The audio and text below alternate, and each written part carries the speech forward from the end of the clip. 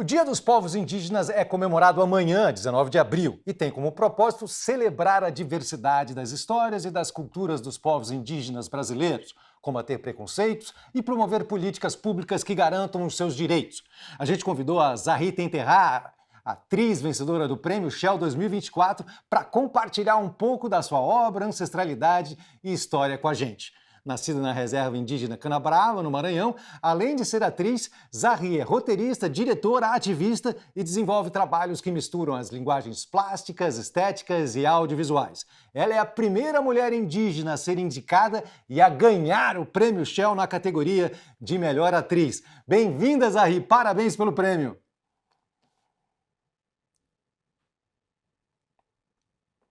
Obrigada, Cazé. Obrigada. É uma honra estar aqui com vocês. É um grande prazer conversar com você, Zahri. A gente gostaria de que você nos contasse um pouco da sua trajetória. Como é que foi o início da sua carreira como atriz? Então, como você bem disse, eu sou maranhense, eu vim do Maranhão, do Rio de Janeiro tentar a sorte. É um ditado que a gente fala no Maranhão, né? A gente fala que vai tentar a sorte em algum lugar, quando a gente sai de um lugar e vai para outro, né? Então, quando eu vim para o Rio de Janeiro, em 2010, eu tinha 19 anos, fui morar num prédio abandonado, que é o antigo Museu do Índio, hoje intitulado Aldeia Maracanã. Morei ali com outros parentes, né, de outros povos, de outros lados, né, e ali a gente começou a ficar indo para as ruas, né, a gente vive de doações, né, tinham cores amigos que nos acompanhavam e nos ajudavam, a gente fazia contações de história, e nisso, numa dessas manifestações, gravaram um vídeo meu em Gueté, fazendo um discurso, minha língua mãe, minha primeira língua, e aí a partir disso, na época, um diretor estava buscando uma atriz indígena, que não era tão hoje, agora a gente já tem alguns atores indígenas, mas ainda muito pouco, então naquela época ainda era menos ainda, né? Não era tão comum. Então ele estava uma atriz indígena que não necessariamente tivesse ciência com atuação, mas que tivesse ali disposta, disponível para aprender e, enfim. Então fiz um teste, passei, e aí depois disso fui preparada para um personagem. Aí depois disso fiz um longa, né? Meu primeiro longa, que é Não Devore Meu Coração. E depois eu fui para o teatro fazer o meu primeiro espetáculo com a Barca dos Corações Partidos como convidada, que é o Macunaíma, que foi dirigido pela Bia Lessa, que foi o meu primeiro trabalho no teatro, né? E assim surgiu, e a partir disso foram surgindo outros trabalhos, e eu fui me desenvolvendo à medida que eu ia fazendo esses trabalhos. Então, foi assim que começou. Que interessante. Existe algum tipo de tradição, assim, de alguma espécie de teatro, de atuação do seu povo na aldeia Canabrava? Eu tive a oportunidade de visitar o povo Craô, no Tocantins, e eles têm uma tradição do palhaço lá, chamado Rochua, né? Eu gostaria de saber se no seu povo também em Canabrava, se vocês têm algum tipo Sim. de manifestação artística dessa forma. Olha, a gente tem os nossos ritos que são tradicionais, né? Que é a festa do muquiada, a festa da menina moça, tem a festa do rapaz, tem a festa do mel. Eu tenho dito para as pessoas que tudo isso, para mim, é teatro, né? Os nossos ritos, os nossos cantos, danças, isso tudo é teatro mais genuíno, existe, né? Então, me deparo com o teatro da cidade, eu percebo que eu já era atriz, né? Então, fui me desenvolvendo Sim. numa outra forma de teatralidade, que é essa teatralidade da cidade. Então, não vou dizer assim, a gente não tem um espetáculo, a gente não pode dizer assim, chamar de espetáculo, mas é o equivalente a um espetáculo. As nossas apresentações a gente faz para festejar entre nós mesmos, e a gente se prepara também para se apresentar. É teatro, não deixa de ser teatro, né? É uma outra linguagem teatral. Então, o que eu faço é juntar essas duas teatralidades, né? É, fazer uma junção. Essa é a palavra. Tentei buscar uma palavra melhor, mas tem outra melhor que essa, né? Essa é a palavra boa. Perfeito, você está fazendo isso muito bem, né? Afinal de contas, você já foi premiada também com o Prêmio Shell, a primeira vez que uma atriz indígena recebe essa indicação e recebe esse prêmio.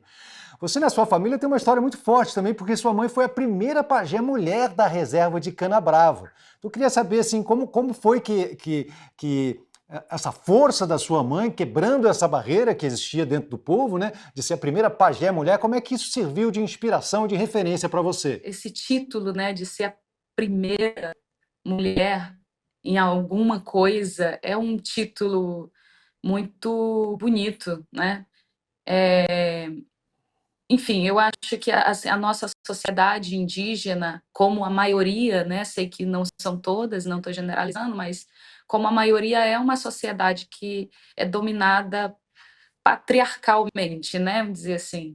Então, eu não lembro de outra mulher pajé na época, né? Então, a minha mãe, ela quebrou ela rompeu com esse sistema patriarcal. Hoje, eu já conheço outros pajés, né? E talvez pode ser que tivesse naquela época, mas não tinham tanta não, talvez não tinham a coragem ou não vou dizer incoerência, né, mas eu digo assim, talvez é cultural mesmo, né, não era parte da nossa sociedade que mulheres tivessem esse título, né, que mulheres também fossem pajés. Então a mãe ela rompeu esse,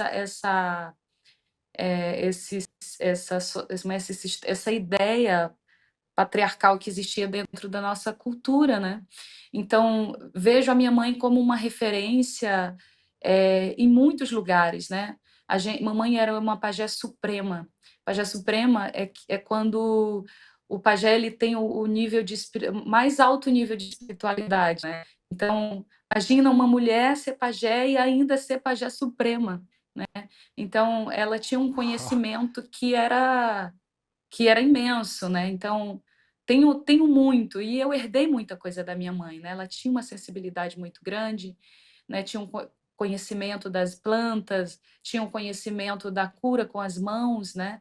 E tinha o canto. Minha mãe também cantava muito, né? Ela tinha o canto como uma das suas armas mais fortes, assim, para curar, né? Então, a gente acredita que a música também cura. Então, enfim, para mim é uma referência, mas como todo ser humano, a minha mãe era um ser humano, né? E, enfim, também tinha as suas mazelas, as suas sombras, né? E eu também tive uma, um aprendizado muito grande sobre isso, sobre a humanidade, né? Especialmente vindo dela, e sendo que uma mulher tão incrível como a minha mãe e também tão humana, tão vulnerável, né? Tão mulher. Então, para mim, não Sim, sim, a é a maior vulnerabilidade é. referência que eu tenho, né?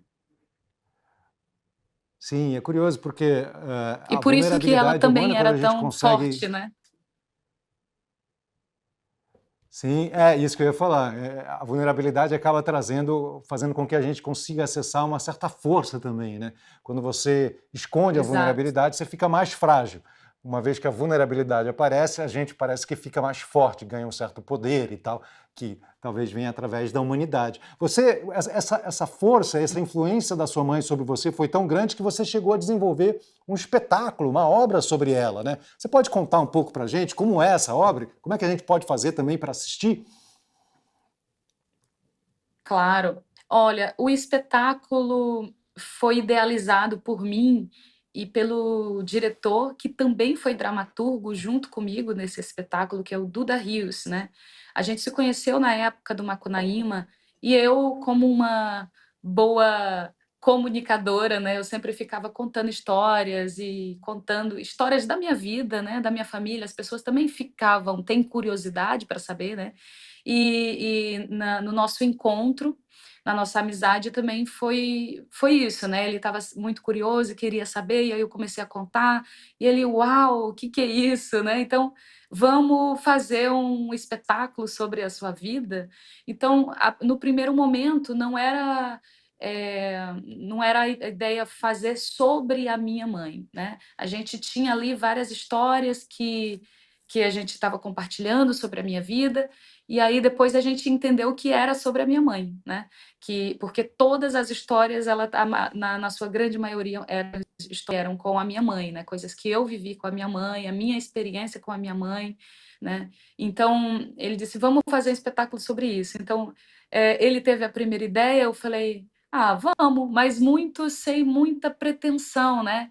E a gente foi se encontrando, começamos a escrever, colocar no papel, fomos buscar apoio, né, ajuda de outras pessoas que comprassem a ideia, que acreditassem na ideia. Foi quando a Sarau, que é a produtora de teatro, que foi a mesma produtora que produziu o Macunaíma, que eu fiz na época, né, se interessou e falou, vamos fazer acontecer. E foi atrás Só que aí logo depois veio pandemia, então, enfim, demorou um tempo ainda, depois de 4 anos, o projeto foi aprovado, e aí a gente começou a se dedicar. Então, foi quando a gente teve vários encontros, entrevistas, eu comecei a gravar todas as coisas que eu lembrava, né?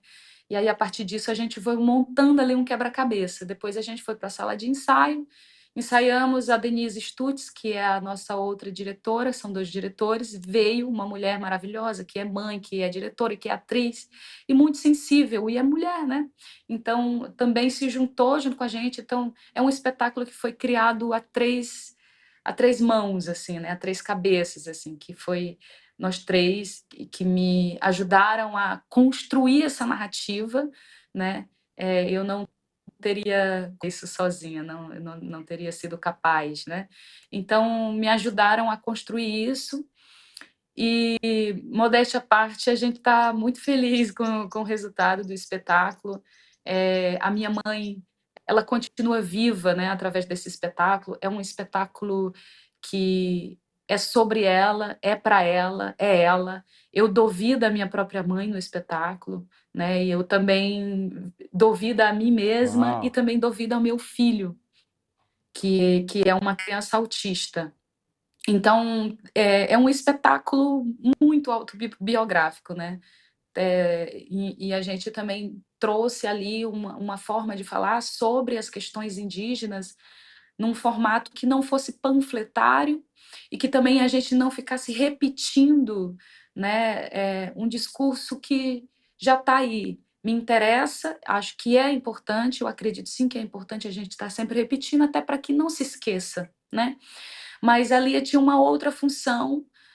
Para mim, eu entendo que ser ativista é ser arte vista, né? É a arte sendo vista. Então, para mim, eu, enquanto mulher indígena, atriz, que, enfim, passeio, circulo por várias áreas da arte, eu tendo a trazer para mim uma forma de falar sobre as nossas questões, dos nossos dramas, e também valorizar a nossa cultura, mas tentando trazer da melhor forma possível, de uma forma em que o público, que as pessoas olhem numa forma diferente, né? Que vejam que também somos criadores, que também estamos pensando um mundo melhor como todo mundo, que nós também somos capacitados, né? Para criar, para pensar e não nos veem apenas como um povo que não tem refinamento, que não sabe se comunicar, que não tem habilidades extremamente desenvolvidas para fazer parte dentro dessa sociedade que foi criada, imposta para a gente, né?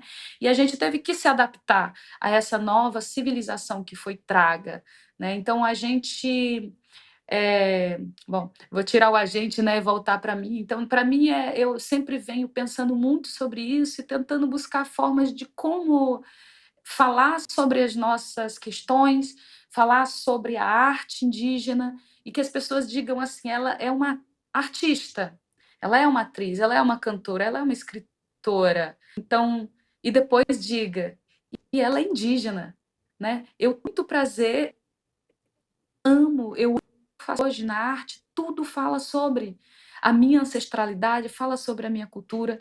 É um ato de valorizar a minha cultura, mas eu sempre busco trazer à frente o meu talento. Zahir, você já atuou em séries e filmes e agora está no comando do especial Falas da Terra da TV Globo, que joga luz sobre a pluralidade, a luta dos indígenas pelo direito de existirem, né? Uma espécie de resgate histórico de valorização de suas culturas.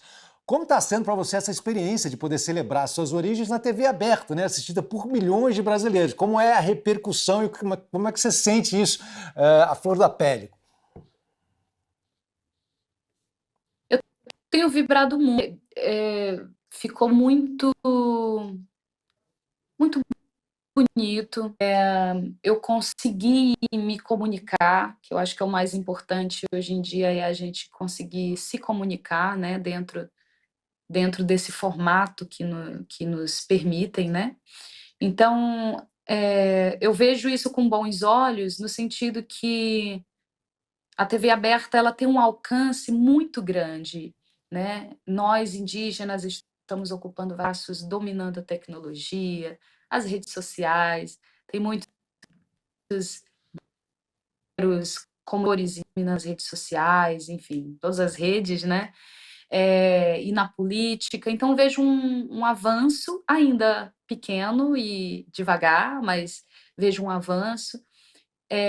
Mas fazer o especial, para mim, foi muito especial e muito importante, porque é uma TV aberta que tem um alcance que muitas pessoas vão poder, né, conseguir, ou pelo menos viram, né? Não sei se vão.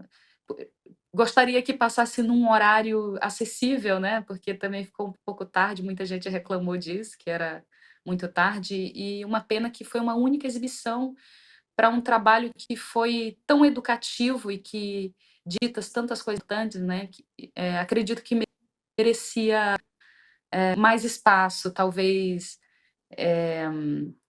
mais programas assim, que fosse algo semanal, num horário e que fosse num formato atrativo, né? Que não ficasse só numa linguagem como sempre é colocado, né?